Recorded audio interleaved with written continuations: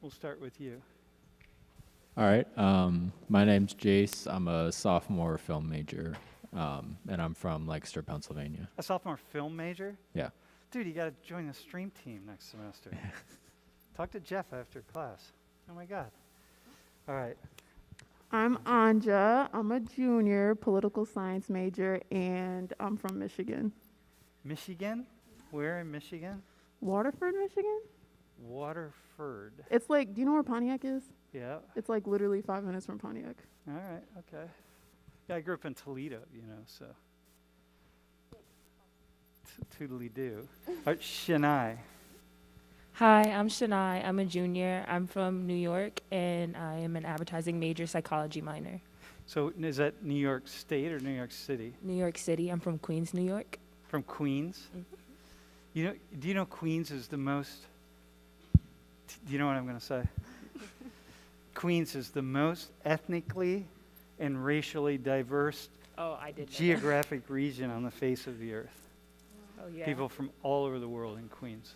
And so that one particular geographic space right there, there are more people from everywhere in the world that are living in that space than anywhere. It's a really cool place to go. If you ever want to take, I don't know, it's cool. I spent a week there just visiting the whole area. It's really, really awesome. Hey, so first off, can you go to so we, just so you know, last week for the kids in Brazil, we raised $900 and some dollars. So we'll send them $1,000. So you killed it. Thanks, man. That was really cool. And Marty Lucy is very happy. The kids will be very happy. I'll send out a photo or something when I get it. But that won't be for a bit. Hey, can you go to the title? So I have a question for you all, right? What's something that you've discovered about the world? The world could be Queens, could be Michigan, could be, where'd you say you were from? Lancaster? But that just left you that leaves you or has left you speechless. Just like, oh my God, I can't believe X. It's like something that, at this stage in your life, that you've learned either in college or high school or read for yourself or you watched a video or something that just has left you speechless.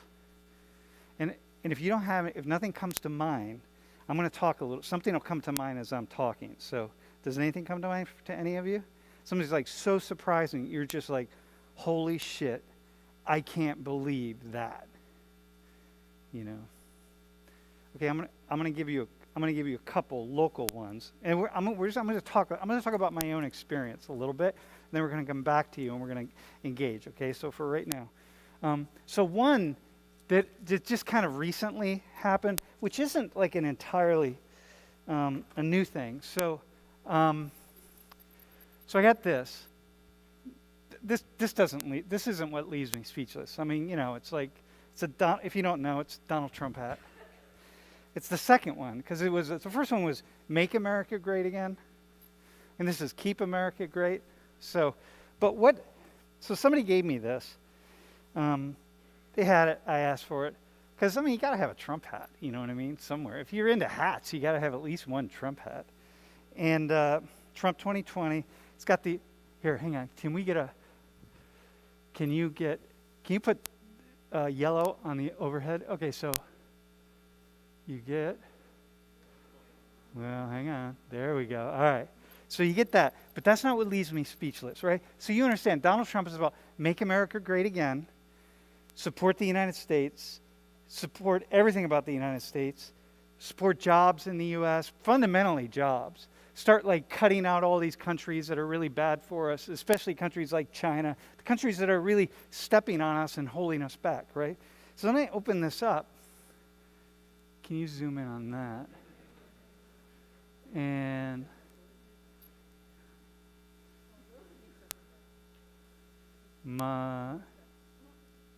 There we go. And so I was literally speechless, right? This isn't me like a critique of Trump or something. And let me just be really clear about this, right? This is a critique of absurdity, okay? There's never been a campaign in the United States that has been as populist, as popular, as populist as was the Trump campaign. The degree to which this guy is just like, you know, the hatred and the vitriol spewing out of him and his ideas, and you know, dividing the nation along the lines of what does and does not make America great. Okay? I mean, this is fundamentally it. You can't figure out. This is your gear. There's nothing more Trump than this hat right here. This is the single most identifiable piece of the Trump campaign right here. A red hat that either said keep or make America great. There's nothing. So this is the identifiable feature of everything that he and his campaign and whatever it is represented. Okay? This is it. You can't figure out how to make a hat in the United States. Like, so for me, I didn't even laugh at it. I didn't even feel pissed at it. I was utterly speechless. Like, holy shit. It just beyond words. I had nothing to add to it. This is like, you know, the level of absurdity of like, I don't want to call that up, but yeah, I don't want to. I had a good example, but I don't want to use it. Okay, so here's one, right? Here's another one. Can you go to the next slide? So the other day, this is Rachel, what's her name, Walensky. She's director of the CDC, and behind her is Fauci. And they were being grilled. They were being asked. They actually weren't even being grilled. It was a Senate hearing on the vaccine and wearing masks and so on. This was like a week ago or so. And so there was a senator asking her questions. He happened to be a Republican senator, but he was very smart and pretty thoughtful. And, you know, I thought, okay, this is really interesting. Let's see where this thing goes, right? And so one of the questions he asked is, this is a CDC, Center for Disease Control. Okay, you get it. You understand what this organization is. When you think about the you know, COVID, and you think about vaccines, and you think about wearing masks and all of the stuff that we're doing. So he asks her, what percentage of employees working for the CDC are vaccinated? Now the answer is 100%. Because if the CDC isn't 100% vaccinated, what the okay, 99.5%, because there's going to be a half of 1% of people who are immunocompromised or something, right? But the answer is going to be 99.5%, right? Because this is the CDC. Come on, man. You're the one telling everybody else to get vaccinated. And her answer is, I don't have those numbers. And I'm like, oh my God. And the reason is because it's far less than 99.5%. And then he asks, well, how many people are back to work? Because, you know, this is the whole messaging of the CDC is to put people back to work. You know, get the economy going again. And she says, I don't have those numbers. And he's like, wait a minute, hang on a second. You walk down the halls and you look in offices, how many offices are occupied? You know what I mean? Like, how about that? And she's like, I don't really have that. That led me, my mouth dropped, and I thought, oh my God, that's equal to made in China, right? How is it possible that it's not 99.5% are vaccinated, that you don't know, which means it's going to be a lot less than that.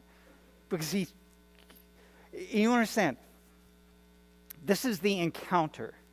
The title of today's class is The Encounter.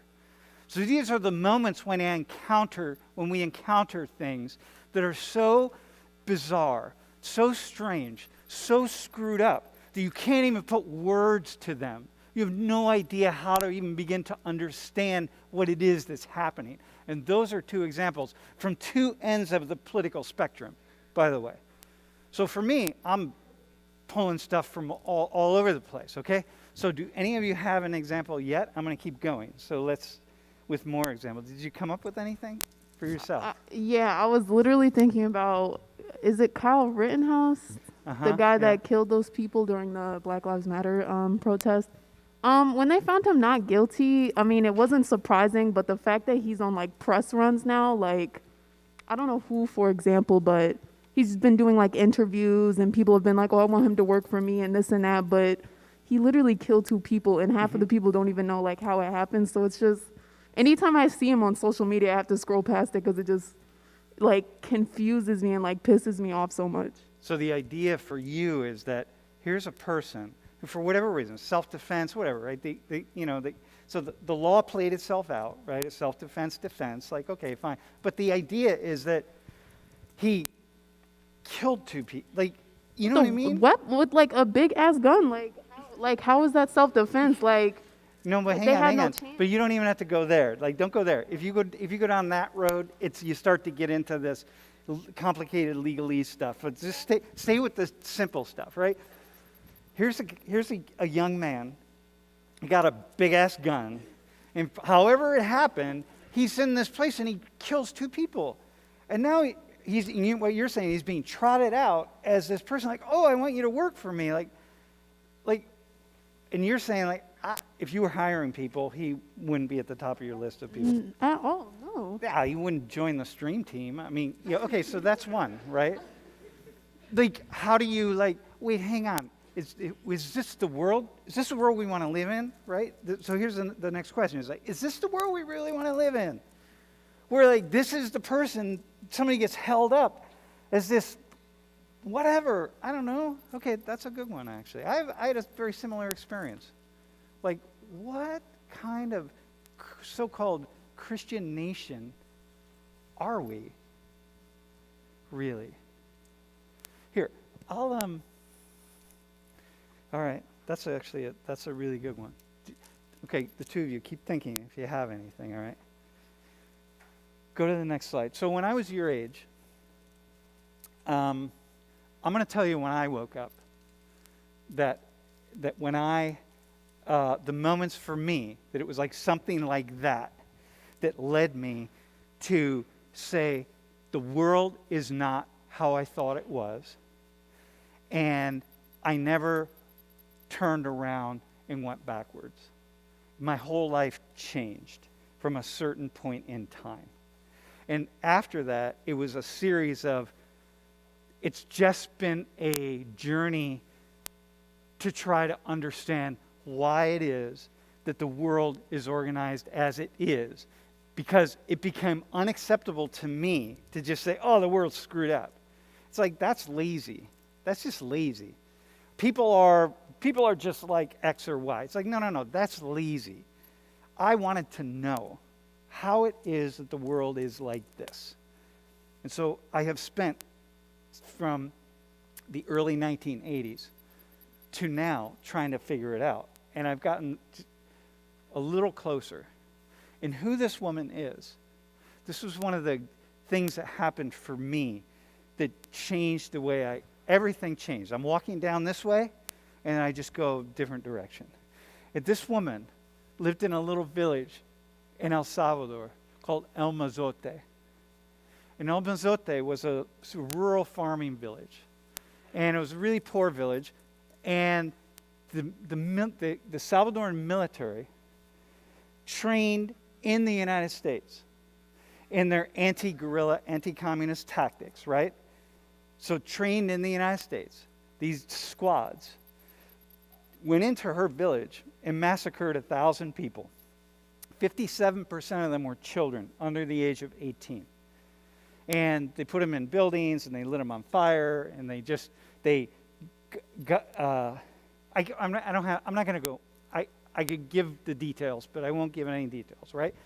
So I didn't know anything about this, what was going on, right? Like, I didn't know. I'm like you, right? I'm like any of you. Like, I don't know, dude, I'm living my life, right? I'm taking my college classes.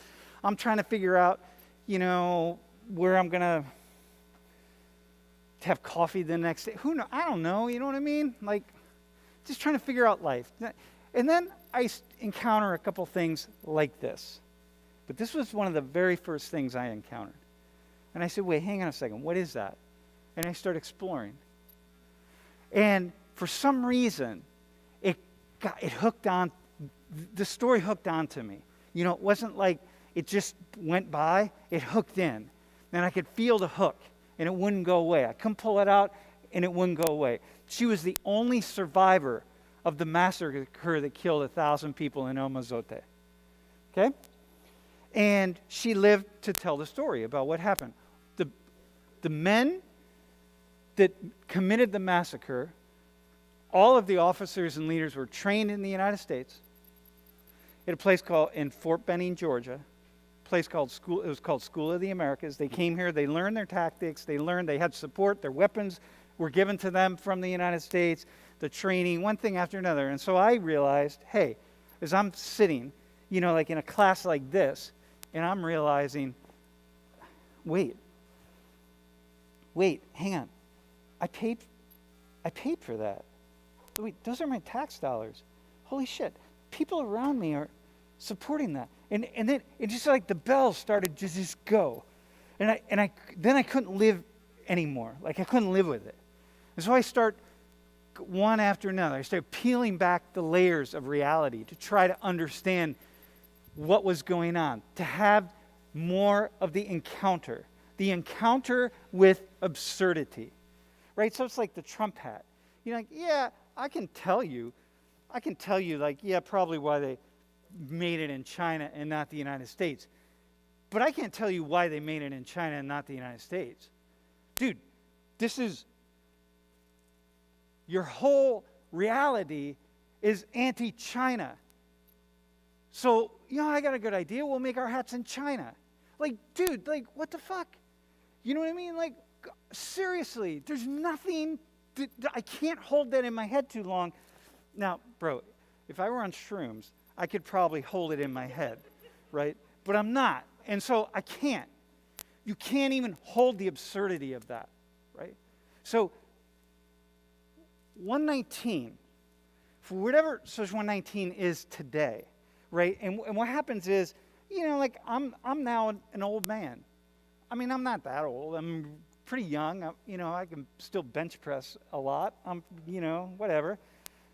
But I'm old compared to what I was when I first started teaching. I taught my first class when I was 23. I had a different, you would see me differently. It was different. Now you see me in a certain way. I talk about things differently.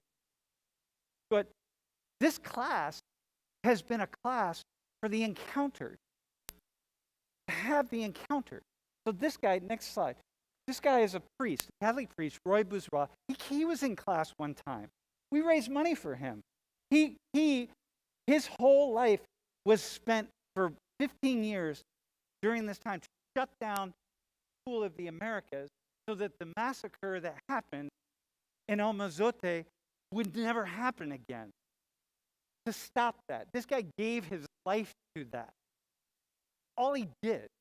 And he was on some speaking tour, and I'm like, oh, dude, you got to come to 119. You got to speak in my class. You got to talk about this. And he told story after story after this. He's been in prison. He's been in all sorts of just terrible situations. He's a veteran from the military. He served in Vietnam. I mean, there are all sorts of things, right? But like this guy dedicated his life to stopping that. And to me, he was like a hero for me. You know what I mean? Because I'm like, dude, I'm just talking about it. You're out trying to stop it, right? And this class, for all these many years, has been an encounter like that to say it is unacceptable that the United States of America would collect tax dollars and train men in another country to commit massacres against innocent civilians, including children. Like, it's unacceptable. It's so unacceptable that he's going to spend his life stopping it.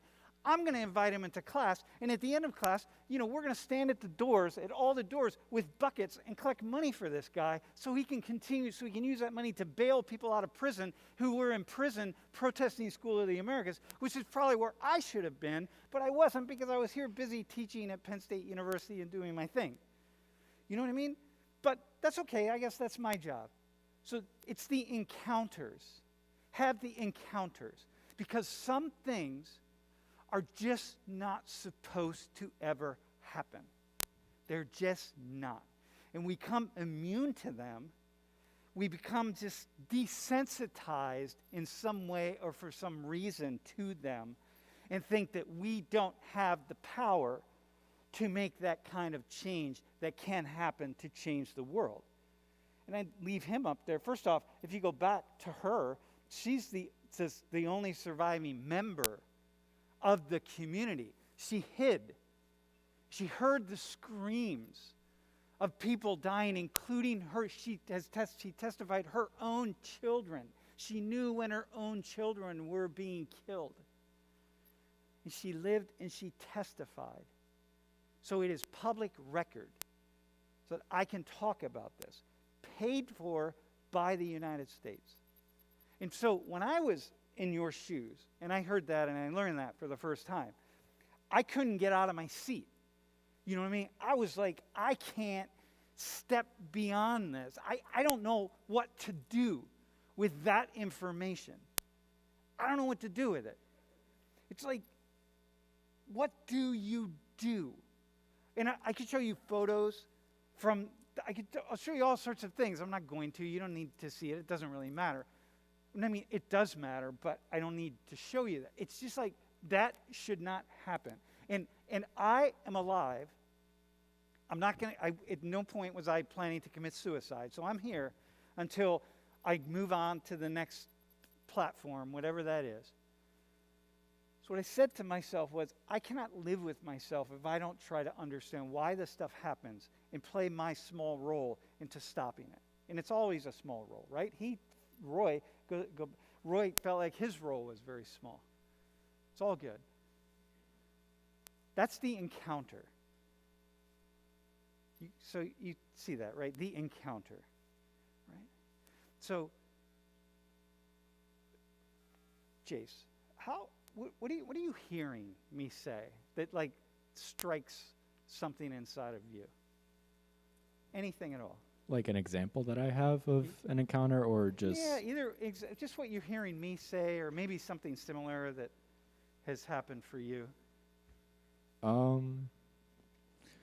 Well, something that I have, like an encounter that I've had that had a similar effect to me was the summer before my senior year of high school. I was able to go to Germany and live there for a month as part of an exchange program. Mm-hmm. And while walking around one of the cities, we saw a political poster. So we asked our chaperones like who that was, and they informed us that that was a neo-Nazi politician. Mm-hmm. And so we then proceeded to ask more questions about that, because that's obviously a big deal. Mm-hmm. And found out that there are politicians in Germany who are mm-hmm. publicly known and have admitted to being neo-Nazis, mm-hmm. as well as others who have not admitted to it. Mm-hmm. Mm-hmm. And your thing was, this is a really good example. Your thing was, how is that possible? Did you go to any death camps while you were there? We did, yes. Where did you go? Do you remember? I can't remember the exact name of it. I think it's Sachsen-Anhausen. Okay, all right. So when you go, what was it like being in a how many of you have been in one of a Nazi death camp? Been through it? How was that going through that camp? I don't think there's a way I could describe it. It's, you're looking at the place where thousands of people have died and were killed. Yes. Mm-hmm.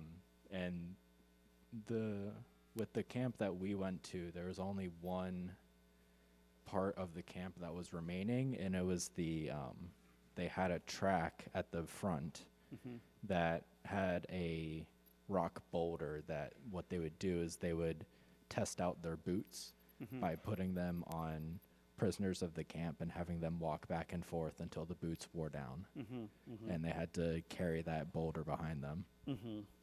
Dude, It's unthinkable, right? Like, you don't. This is the thing. Did what camp? Do you remember where you were? Was it in Germany?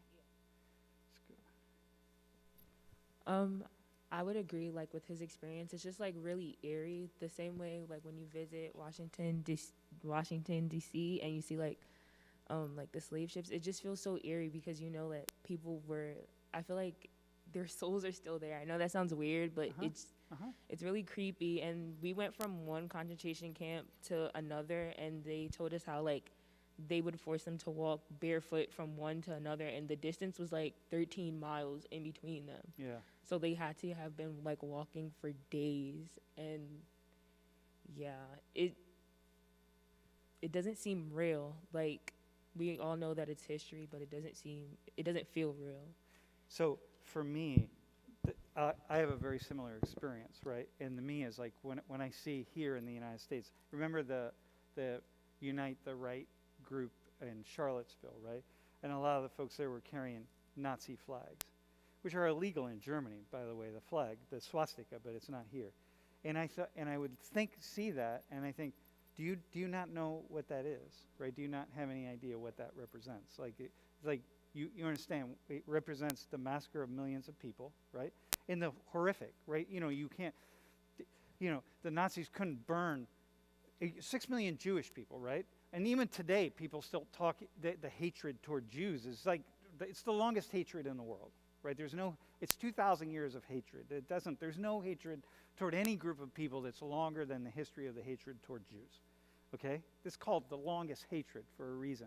And I think, like, you are holding a flag that represents not killing just 6 million Jews, but another, 4 or 5 or 6 million people. And I can't hold it in my head how a human being could in any way hold any kind of symbol that would reflect that, right? And it doesn't compute. I don't even get angry. I don't even start screaming. I don't feel sad. It's just an utter state of shock, right? So it's like what you're saying, right? You can't even put words to it. Go ahead. Okay, so I think the Sandy Hook shooting was in 2012, and it wasn't like people were recording. It was obviously in elementary school. So like when the news showed like different recordings of them walking through the halls like after the fact, it was like, well, why would they show us that? Like, that's really a lot to take in. But last week there was a school shooting, and it was on TikTok, and it had went viral. And I'm like, we're so desensitized to it because in 2012 we were like, why would they show us that? That's a lot. And now there are kids in their classrooms recording when there's like a school shooter.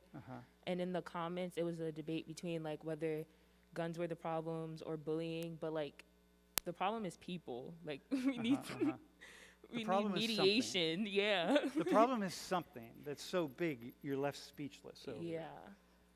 And right. like, it was on TikTok, and everybody's like in the comments, some girls were like, well, I'm so happy I didn't come to school this day. And the school knew, like, some kids had informed the school that this kid was talking about for weeks about like taking matters into his own hands. And So the idea, even that, like, all that information has to come out still. But just staying with what you're saying is, it becomes this thing that we desensitize. It's the encounter, right? The encounter with something about which somehow we're desensitized. And then we have that moment when we go, oh my God, like, I'm not even feeling that. I'm not even like, oh my God. And that's what I'm talking about, right? That this is the thing. And these are the moments, right? It's a moment like that, right? These are the moments when our lives change. We make these decisions about how we're going to live our lives. And so I made my decision with Central America. I made my decision when I was in my early 20s. and it didn't change. Like, that was it. My life just changed, right? I will never not be engaged talking about this. I was walking down a road in Nicaragua one time, and I came upon this house. The whole front of the house was blown off, and there was an elderly woman sitting in the house, and she yells out to me, "Oye, gringo, ¿dónde vas?" Because I was like the only gringo, the only American anywhere. And so I sat down on her porch like this, talking to her. And I was telling her where I was coming from, where I was going. So she started telling me the story about how her house had been destroyed in the war, and different people who had died, and so on. And I was leaving, and she said, we were talking in Spanish, obviously. And she says, "Hey, gringo." Right? She kept calling me gringo. It's a term of endearment, it's fine. And she said, "You're a teacher, and you have to promise something for me, right?" And she said, "You have to promise me that for the rest of your life, like when you teach, you will tell your students about what happened here and what's happening elsewhere. Like, you need to tell your students that." And I made a promise to her, and I've never broken the promise. There are different promises that I've broken, but that one I've never broken, because I've always said that no, I will continue always to talk about these kinds of things. Hey, can you go to the next one? Wait, hang on, before you go to that, before you go to the next one.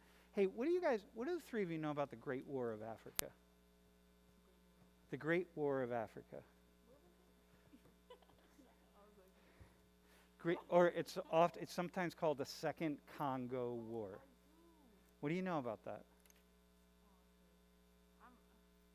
I'm literally in a neocolonialism in Africa class, but basically, oh my gosh, wasn't it? There were two names, like the two different people, and Well, it's a massive conflict, so yeah, there's but many more than two names. But go ahead. yeah, but it was just like they were trying to. I mean, you know how wars go. Like, they wanted I really forgot. I'm sorry. Okay, all right, that's okay. You're young. Dude, what do you know? Anything? Anything at all? I've never heard about it. Have you ever heard about it? I've heard about it, but I don't know what happened in the war. Okay, so it's like most wars.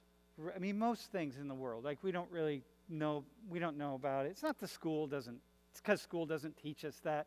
School is teaching you, right? You're taking a neocolonialism class, right? You're encountering it, but it's hard to remember it. You know what I mean? So it's not like you're not, this is the world we live in, right? How teaching happens, right? We come up, I stand here, I give you lots of information, you sit at your desk, you frantically write it down, something happens, something's supposed to happen, you're supposed to somehow remember it all, but we don't, and it doesn't make sense because we don't really see the context. So let me just walk you through something, right? Like how, so can you go to, so we call it the Great War of Africa, the Second Congo War. Many of you were alive in 2003. The three of you probably were not born in 2003, right? Were you? Okay, but how many of you were alive in 2003? So a fair number of people. Okay, so this isn't like way years ago. I was talking about this in class as it was happening, right? Because, this is what we do in 119, right? So when you said what you had said about, you know how wars go? Yeah, so now I just want to bring that home in a different way. 5.4 million people were killed in this war. So it's not that you know how wars go. It's like, holy shit. No, the onset of it, I got it. But it's like, whoa, right? Crazy. It's, 5 years. And then another 2 to 3 million people displaced, and then all the people who were harmed and suffered, the 10 plus million. Because it's not just kill. It's like it's the harm and the suffering. You just can't hold that, right? And so what they were fighting over, they're fighting over minerals, the same thing we're fighting over today. And in the minerals, these precious metals are going into things like our cell phones, okay? So the Great War of Africa was the very beginning of the fight for who's going to control the precious metals like cobalt and tantalum and so on that are going to be in here, okay? So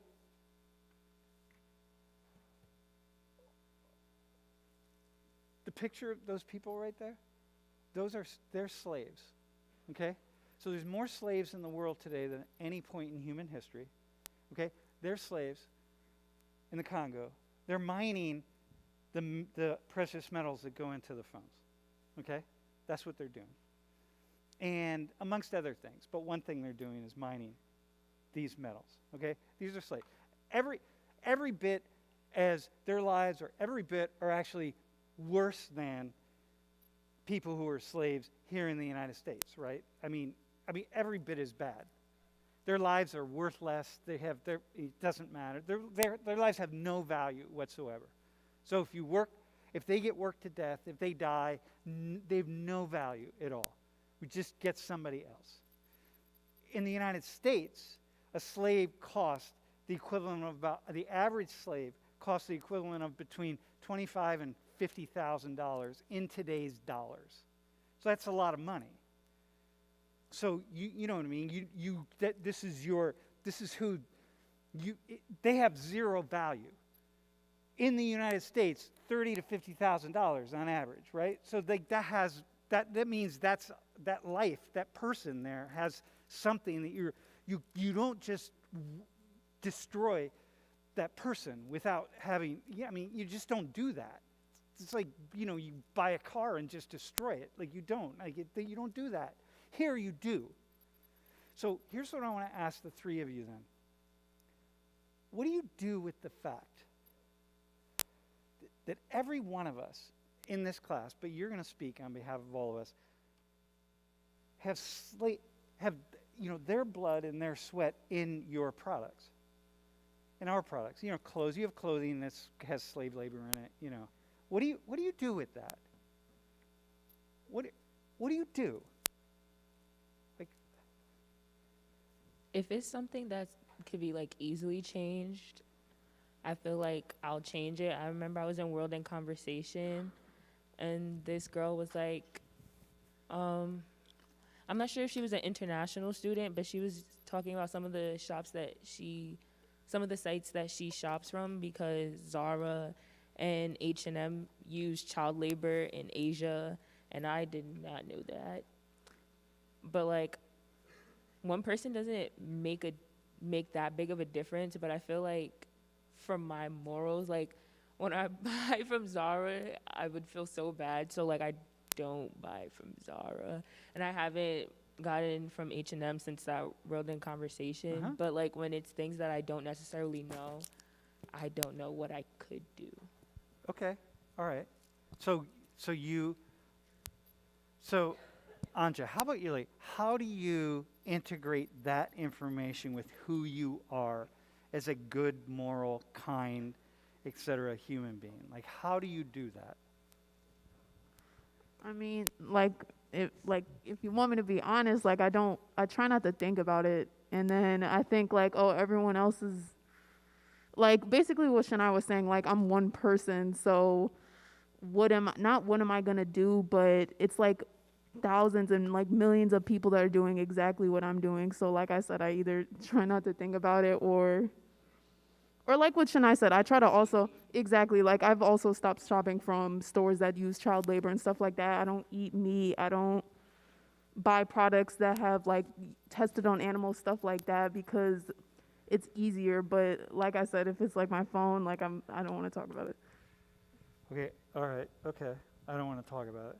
I mean, I do want to talk about it, but it makes me feel bad. So you want to talk about it, makes me feel bad. So like when other people don't want to talk about inequality or something like that because it makes them feel bad. I mean, you can relate, you can empathize with all sorts of things. Yeah. You don't empathize. That's just your behavior as a human being, how you treat people. No. What I'm saying is, if people don't want to talk about things like Okay. that make them feel like, oh man, I don't want to talk about school shootings, or I don't want to talk about inequality, or I don't want to talk all that stuff. I don't want to talk about discrimination. That makes me feel bad, and I feel bad for people who are discriminated against, or people who, yeah, I don't, yeah. So I don't know. I don't really want to talk about that. To an extent, yeah. So you can empathize with them. To an extent, yeah. Yeah. Yeah, I would hope so. Because I did kind of just say the same thing about. You very much actually Yeah. said the same thing. Bro, how about you? How do you deal with that? I mean, the way I look at it, similar to what No, hang on. she was saying. Hang on. Don't go to your head. Go to your heart, actually. So here, let's do this. Imagine that the people in the photo were right here in the classroom. Okay? We could transport them right into the classroom. Speak to them. Say something to them. I mean, I would like to say that I would never participate in something that would put like other people in harm's way like that. Actually, no, this is going to be really weird, bro, right? Yes. But this is one of these things you do like in therapy or something, right? No, actually speak to them. Say like, imagine they're just fictitiously, they're right here, right? Boom. It's going to be weird, but we all understand it's strange, but do it anyway. Go for it. Just that that's not something that I condone at all, and that's not something that I want to participate in any direct or indirect manner. So just stopping any behavior that would sort of allow that to continue on. Okay. And then they would say, okay, well, you're not participating in a direct way, but indirectly you are because, you have a cell phone and computers and, all sorts of stuff. So now respond to them. And they're not angry at you. They're just saying like, hey, but Jace, I just want to point out that you actually do indirectly. I think at the point that we're at right now in terms of in terms of how technology has been sort of enterprised, there's no way out from being involved in a company that participates in that sort of stuff. So I think the only real solution at this point is putting pressure on companies to find cleaner ways of resourcing those materials. Okay. Because at this point, everyone does. Okay. All right. So here, dude, that's good. That's our nice response. Was that good? That's good, right? The two of you would support what he said? Yeah. So here's the problem, right? And I mean, it's not the problem. So here's my intention. I don't have this. See, what we often do is we often go to the impossibility of a solution, right? What that leads us to do, once we get to that place, then we're just like, whew, okay. It's like there's no solution, so therefore I don't have to think about it. So therefore I could say like, so I don't want to think about it because then whatever, right? And like, okay, that's the easy thing. When I sat in one of these seats 40 years ago, and for the first time in my life, my eyes opened, and I said, the world is not the way I thought it was, and now I'm going to have to make a decision about how I live. Do I ever not think about it, or do I always think about it? And even when I don't have a solution, I'm going to continue to think about it. I'm going to continue to wrestle with it. I don't know, right? I made the decision for me that I was going to wrestle. And I was never going to settle if I wasn't wrestling. If I didn't get the answers that I needed, I need something, right? Otherwise, I'm not going to settle. I can't settle. And so for me, it's been a lifetime of just wrestling. Never, not to the point that I understand, like, not wanting to think about it. Like, I have a cell phone. I mean, it's not that I don't have a cell phone, right? Of course I have a cell phone. I do. That's not the point. The point is, where's my cell phone? Here's my cell phone. I never, ever pick up this cell phone, ever, and not think about what is inside of this cell phone. Ever. I don't. It's just not part of my reality. It's in. I'm not doesn't depress me. I don't want to put my head in the ground. I don't want to be like, it's not about any of that. There's no simple answer to it, but I don't ever do that. And what that does is there's this inner way in which this is just one thing, right? But it empowers me to say, no, just keep going, man. Sam, wake up in the morning, learn more, figure more out, figure ways out to talk, to communicate with people in a way that, remember back when you were 20 or 21, and how do you see it now? And don't settle. You know what settling is? Settling is that place you go to where it's sort of like, yeah, well, that's just how it is. It's like, fuck no, don't go there. Do not go there. It's not just how it is. That doesn't have to happen. I don't now have the solution to it, but that should not happen. It's egregiously immoral by it's not about one group. It's never about just Americans or just white people or just men or whatever it is, straight people. It's never like that. It's always more complex. And so hold it. Stay in the game. Stay in it. Just be there. And don't try to get answers. Because if I try to get answers, it all goes away. And it doesn't mean I don't live my life on the edge of a mental breakdown. No, I live my life engaging with all of the people who you engaged in this class. Ernso, my friend Ernso and I from Haiti, when Ernso and I talk, the stories Ernso can tell, the experiences he and I have had in Haiti, but his experience, I never laugh with a human being more than I laugh with my friend Ernso, who could be telling a story that you just literally want. You can't get. Dude, here's a story. We were at a city hospital in Port-au-Prince, right? And we went into the nursery, and someone had brought this child in. There were no parents. They found the child on the street. The child was probably a year old, maybe a year and a half old. Child was the size of a premature infant, right? That tiny child was probably a year and a half old. That's how completely just in bad shape. The child didn't even have a name. The nurse asked us if we wanted to at least give the child a name. So even if the child died, the child would die with a name. You understand? Now this is my friend Ernso, who he and I, we can cry one moment and laugh in the next moment. We can tell that story of that moment. And tears will come out, and right after that, laughter, because there'll be something funny. It's just like the absurdity of human life. Like, holy shit. And then suddenly Ernsto's laughing, right? And it's just like, this is it. This is it. It's like, participating openly it's like, how do I say it? Joyful participation in the sorrows of the world. So the kids laugh. Those kids, they play, they laugh, they do, and they're slaves. And somehow you gotta hold those two things together, or you won't continue on. You won't know. You'll never get to my age, and you will not have lived a life where you tried to figure out the way the world is operating. You won't. You'll bury your head. You'll bury your thoughts. You'll bury your head. You will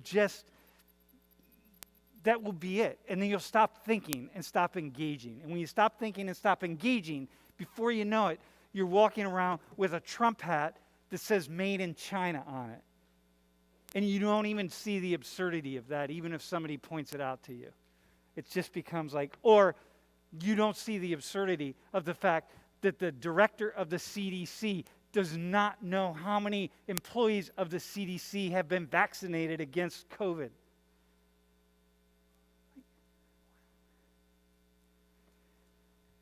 Do you have a response to what I just said there about being in that space of it's a fluid space, Yeah, I was basically thinking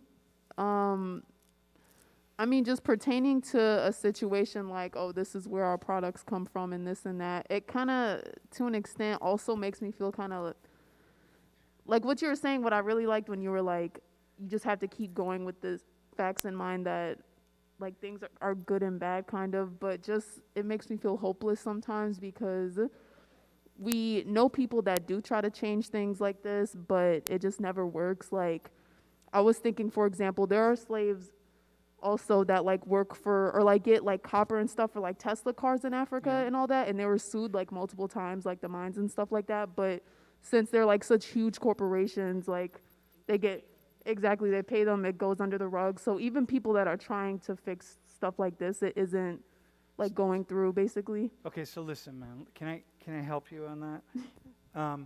For every example that you could give like that, first off, I could give you the details of those stories, right? And they didn't. There is a positive outcome to some of that. For every example you give like that, I can give you an example of a positive thing that happened. And I think what happens is, for a lot of people your age, and particularly the age of you all, it's like it's easier to take in the stories where people didn't make something happen, because then you have a way out. You're less responsible. You're less, you're not called in the same way to go participate in the world in that way. And I will tell you that every story you can give of someone that didn't make something happen, I'll give you 2 or 3 or 10 stories of someone who did. And like, okay. And they didn't give, look at me, right? Look at this. I'm not like some poor pauper guy, you know what I mean? Like I could tell stories about how I have engaged in the world, but like, you don't have to walk around it. It's not about that. It's like, no, you engage, right? But I just don't tell other people they should do it. That's the hypocrisy. Everyone should take the path that they take. But I think sometimes we too quickly go to where you kind of went, where you agreed, and you probably you agreed earlier when you talked, and then that takes us off our game. It's like, no, man. Yeah, you're not gonna fix it. You don't fix it. That's not what it is. I haven't fixed anything in here. Look, you know how many kids we're sending $1,000 down to Brazil. You know what $1,000 is? Shit. That's nothing. That's nothing at all. But when you watch one of those little kids have their eyes light up because they got a Christmas gift, and like go back to being a child, and imagine never getting that one Christmas gift that mattered and it was wrapped up and so on. Imagine how you would hold that in what Mari Lucy says is like the way that gives kids hope to keep going and like tiny things. I'm like, okay, I can do that. We can do that. We got it. It's all good. There's tens and hundreds of millions of other kids. That's fine, but these are those. I know Mari Lucy. Now you know Mari Lucy. We know those kids, so we do it. That's what we do. It's all good.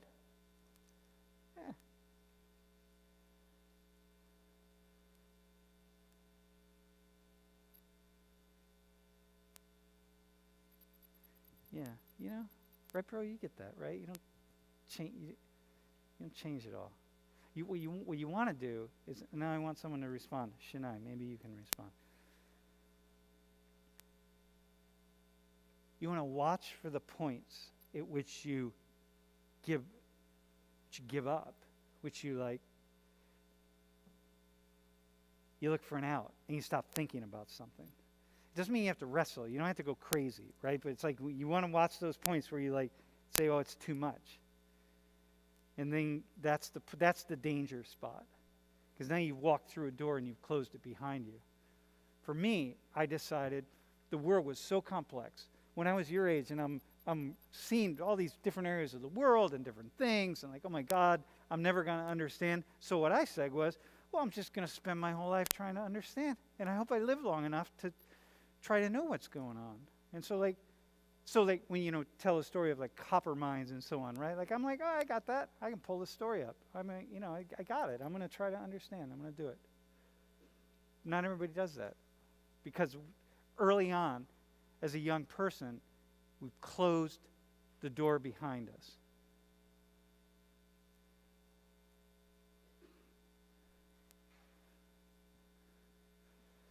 What do you think about that?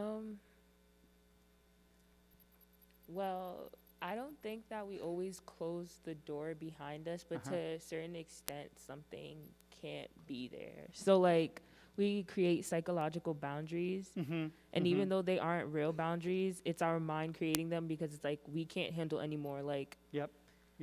I can't function normally and handle this on top of it. I remember I watched one of your lectures.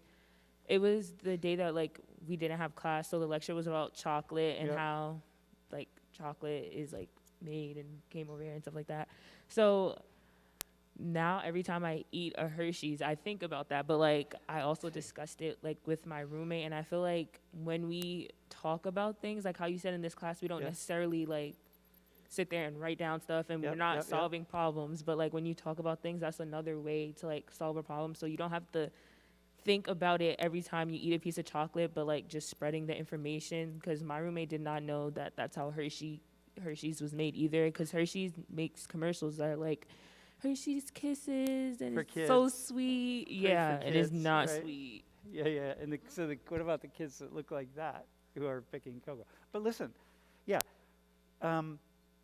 that's a really good example, right? It's like we can only handle so much, which is why, like, you don't talk to little kids about this stuff, right? Little kids, they can handle a certain amount of it, but you only go to the point at which you can really handle it. It's taken me 40 years to get to the point where I can be with my friend Ernso, and we can be in the most horrific situation that you, like a child who looks like a premature baby who's a year and a half old that doesn't even have a name, and the nurse is asking us, do you want to take this child? Because the child is going to die as it lays here in this bed. And there's not a damn effing thing that I can do about that, because I can't take the child. And he can't take the child. You can only do so much. You just can only do so much. And we just walk out of the nursery like just shaking our head. And then somehow we're able to live with that experience, and somehow we're able to find laughter even in the middle of that experience. And that takes years of really honing one's way of being in the world. It doesn't happen easily. It takes many, many years. It has nothing to do with the fact that I'm a man, nothing to do with the fact that I'm American, nothing to do with the fact that I'm white. It has everything to do with the fact that I'm a human being who's taken 40 years of that human being's life to try to figure out how to deal with these things and live with it every day and be the best we can possibly be without turning our back, turning our minds off. Turning our minds off.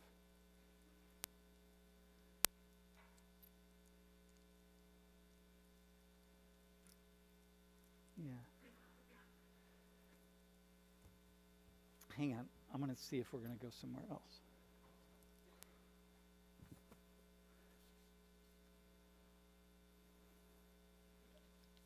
Hey, can we go to this one? Can you go to that one right there? No, wait, hang on. Actually, go to this one. Go to that one. So I want to show you couple quick things here really fast. These are a couple things. The first one I'm going to show you is something that's very dangerous, because we're actually in very dangerous times. Look, I'm not a person, I've said this before, but I'm not an extremist here, but I actually feel like we're kind of in dangerous times right now. So over Thanksgiving Day weekend, so the Kyle Rittenhouse, there were somebody on 2 days, they were on Twitter and they looked at 32,000 pro-Rittenhouse hashtag tweets, okay?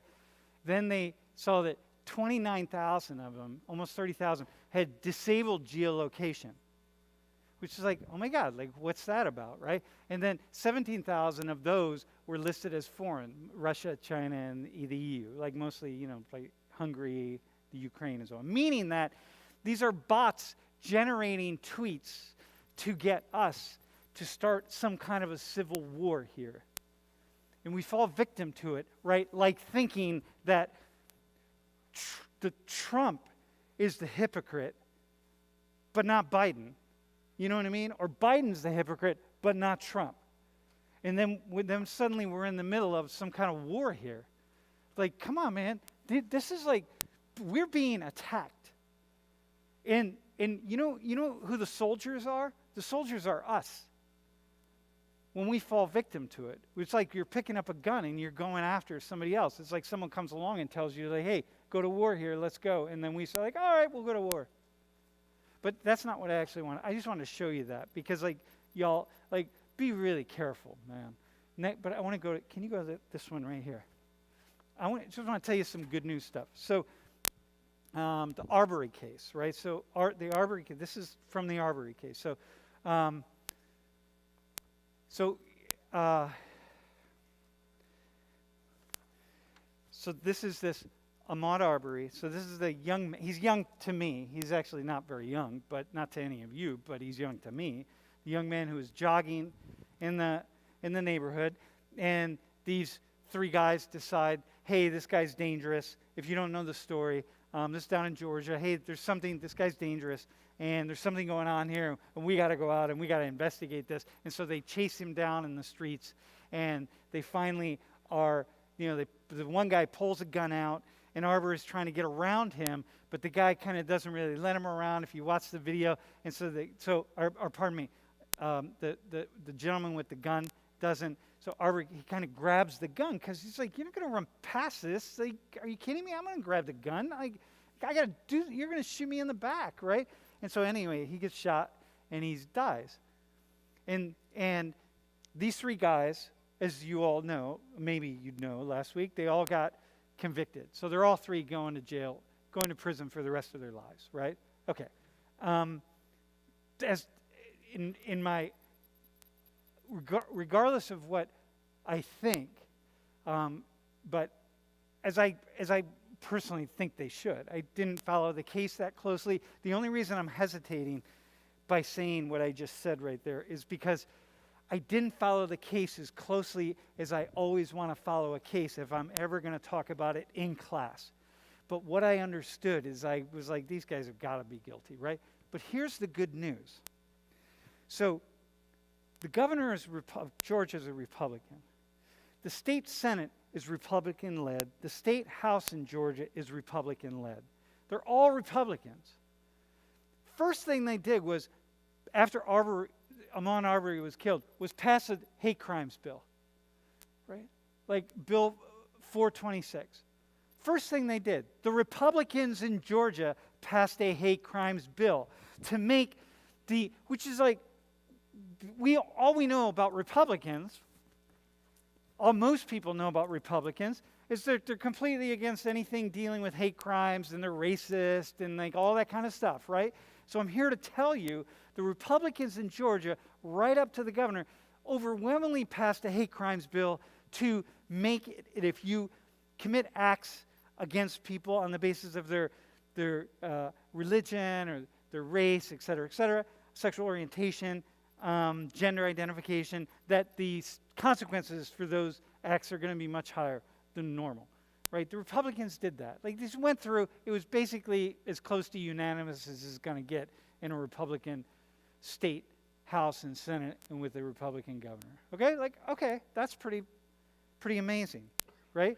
But they also did this other thing. They repealed the citizens arrest law, which was put in place in 1863 in Georgia, and every state in the Union, I think, has a citizens arrest law, meaning that if you see a crime happening, you can be sort of de facto deputized by that state to go out and arrest somebody for committing a crime.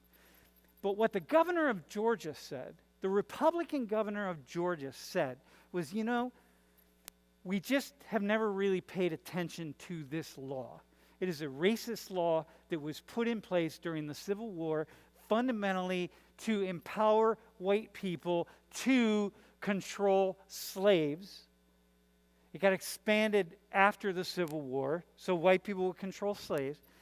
And he said it is simply a shroud to support bigotry and hate.